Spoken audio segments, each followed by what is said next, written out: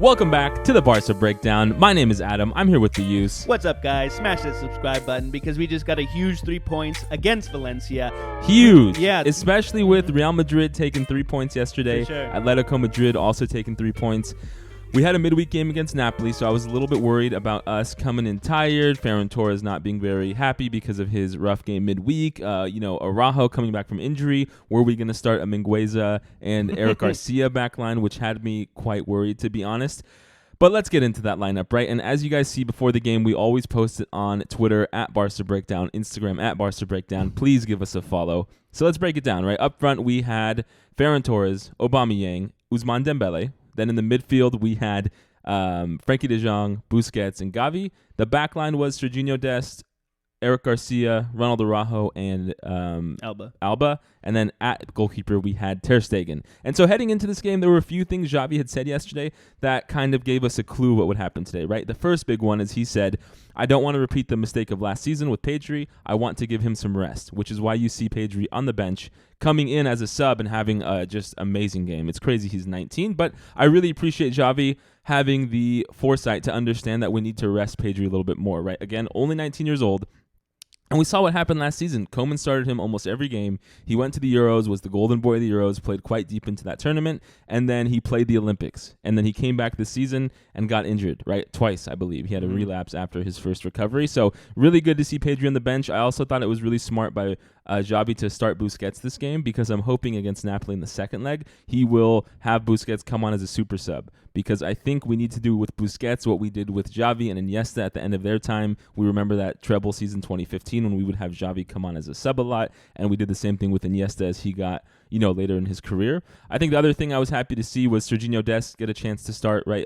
There had been times this season, I think 2 games ago, where we put in Mingueza instead of Dest. Dest got another shot to show what he's worth, and he had a great game offensively and a pretty good game defensively.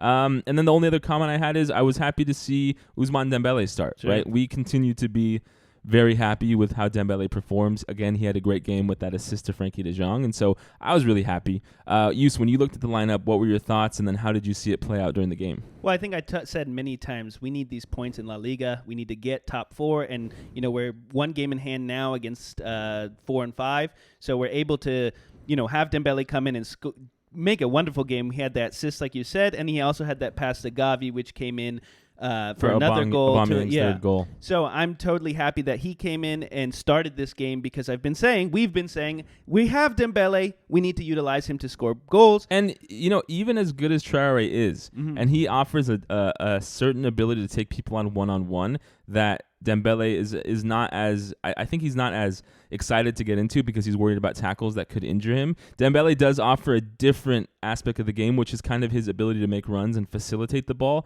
which I think is a step above Traore. So it's really a wealth of riches that we have both options to play, and I would like to see sometime in the near future both of them because Dembele oftentimes plays on the right wing, which is where we put Traore, but if you notice in the second half, we had Dembele move to the left, and he did well there as well. I mean, not as good as the first half, but still, I think seeing those two on the wings with Aubameyang up front would be a good lineup. I mean, I thought that's what we were going to do in this game, just due to the fact that Ferran Torres in our last Napoli game didn't perform, or he wasn't clinical, I should say. He had some good play style. He was in the right spots. He took some chances.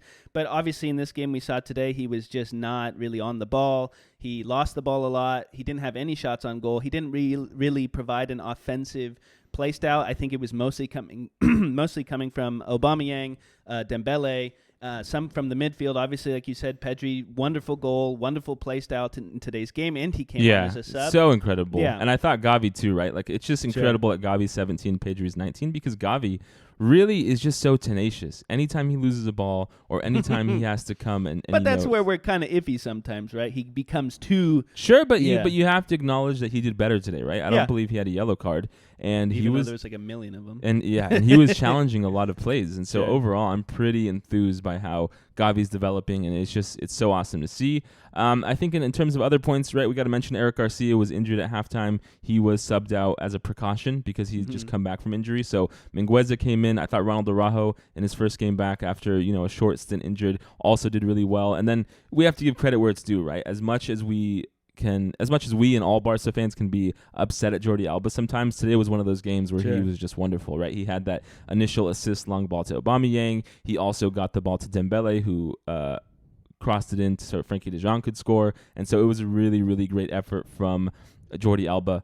I think, when you look at the game, there was some PTSD, right, as we might say, because we had been up 3-0 against Celta Vigo, and I believe that game tied 3-3 with a goal late by the Celta Vigo team. And so this game we were a little bit worried because we come into that the second half, and all of a sudden Valencia are kind of putting it to us, right? And they score a goal. Also in that first half, they had 2 goals called off that I thought could have had, opportunities for them to make this game much closer. What I'm seeing from our team is that a lot of times our midfielders are not following like the attacking team as they come into the box, right? Frankie de Jong was kind of criticized for that goal against Napoli. I thought again today there was a chance on that first goal and only goal by Valencia where Frankie de Jong didn't follow up. And so we're still seeing some weakness in our defense, but just the way our offense is performing is so beautiful. And I think one of the biggest things Xavi has done with the team that we weren't seeing a lot under Koeman is our fitness level seems to be up, right?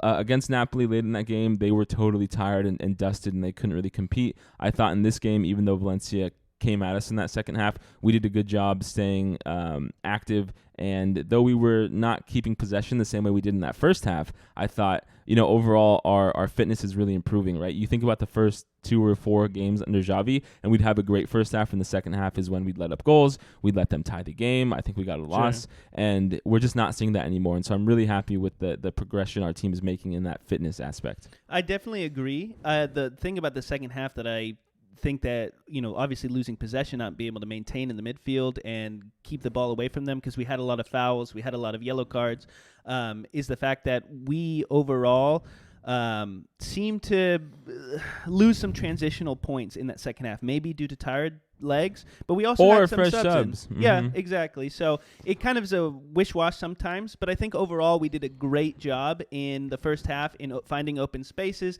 The second half, it was just a little more chaotic, but I think we adjusted. You still have a young squad out there, right? And what's good though is that we have so many players healthy now that we have a lot of players off the bench to feel happy about, right? We put in Nico, we put in Pedri, we put in Luke de Jong, we put in, Mingueza, who was probably the worst of the 4. But overall, it's just so refreshing to see us finally have a bench that we can rotate with, right? Not having Pedri play a full 90 today is going to be very good for us against Napoli. Having Frankie de Jong only play, 60 minutes, again, will pay dividends when we come against Napoli. So I'm just really happy with the way the team is shaping up. I mean, definitely. I know there have been some rough bumps, but overall it seems like we're continuing the progression. Because if you go back to our videos, like the first, second, third week of January, I was a little bit worried. I was saying, hey, we're not progressing enough, right? After that international break, I thought our team was kind of getting stagnant. Now I'm starting to see it pick up again. And we're seeing a lot of improvements from players all across the pitch. You're seeing a lot of one-time balls. If you remember in that Napoli game, the video we made, we were critical because we said our midfield doesn't do any long balls to try and get strikers or wingers a chance to run with it. And we saw today that Jordi Alba early in the game gets that long ball to Aubameyang,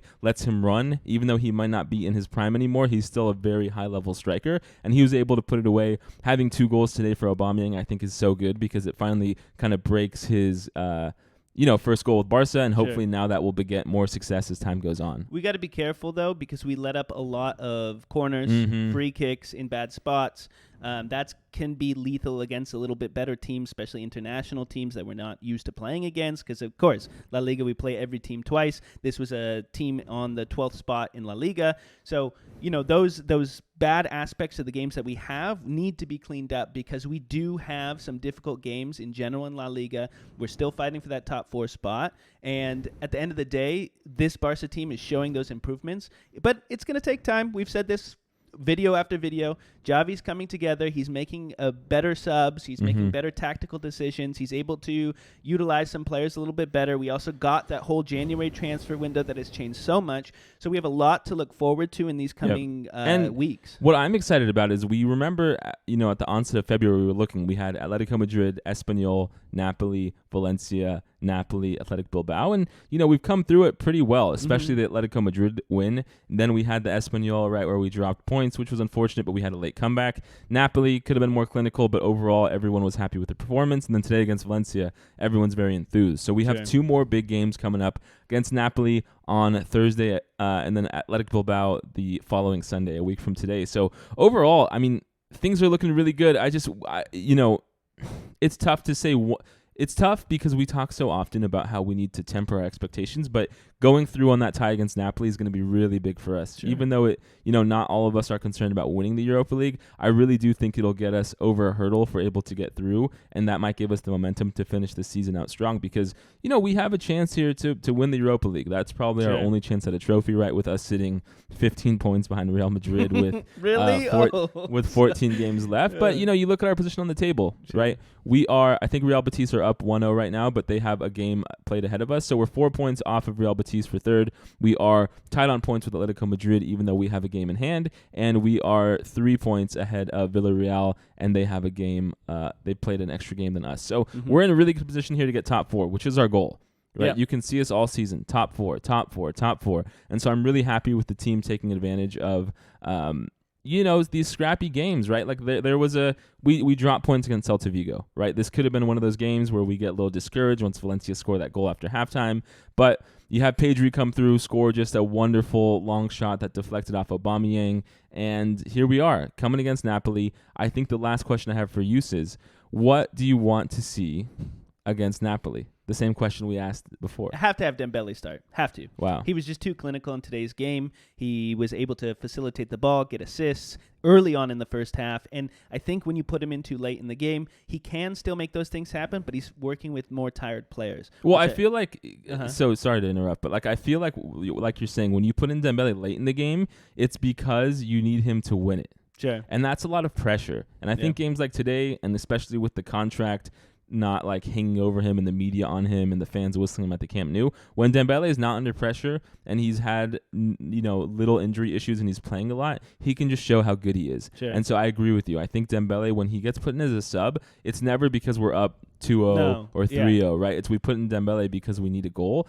and he doesn't seem like the type of player who does really well when he's put into that pressure spot. Even though he is good as a sub against tired legs, I do agree with you. I see him perform the best when he is kind of free to help, mold the game, and I think he does that better as a starter. And if we can do Traore, Dembele, Aubameyang to start off the game, and then later in the game, not the 80th minute, but maybe the 65th minute, we put in Luke de Jong, so we can add Traore, Dembele to cross in if we need that situation to happen. If it's a struggling game, we can't find open spots. We know Luke de Jong has been pretty clinical on those headers. And then on top of that, of course, I don't want Busquets to start. Pedri, Gavi, Frankie de Jong, and then the back line, Pique should be ready and be fine. Araujo seems to be good. Play those two. Of course, do not start Mingueza. Let's have Dest in that game, and then obviously Alba and Ter Stegen. Sure. I think Pique was only out today because of the yellow card suspension. Yeah. So he should be good to go with Araujo, which is, of course, the center back pairing we all like the most.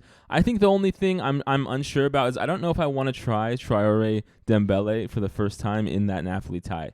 I think starting Traore or Dembele along with Aubameyang and Ferran Torres is probably our safest route because, something about making a big change like that with two players who've never played together, a little worrisome, but I feel good. I think this is the perfect game we needed to have us come against Napoli and, have some confidence that we're going to, show up well and hopefully win. And let's look at this really quick. Looks like Napoli play tomorrow at 10 a.m. So Napoli will have 1 day less of rest going into that tie, which could be very good for us, right? Sure. They've had 1 day more now coming into their league game, but I would rather have them have less rest going into our game. So hopefully we'll show up big. We'll be there with you guys. Please follow us, Twitter, Instagram, at Barca Breakdown. Hit that subscribe button because we're coming for the Europa League. Thank you guys. Thanks, guys.